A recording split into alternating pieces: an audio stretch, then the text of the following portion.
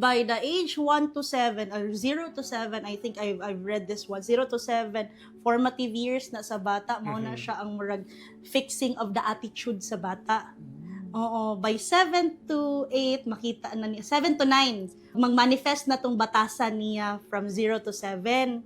And then pag abot na niya og 9, 10 until mga 18, dira na po magkita ang mga katag kay teenager naman. Right, that's true, yeah, that's the moment true. na ma-teenager ang bata, okay na nga, ganong badluhon man kay ka.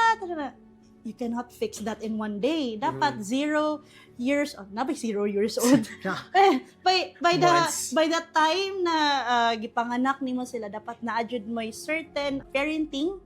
I mean, there's no school for parenting, okay? Unfortunately. Yeah, there's no school for that. Sorry to say. But it would be nice, it would be better if you have this certain structure that you will follow so that dili mawala sa kanang passing ang bata ba. Yeah.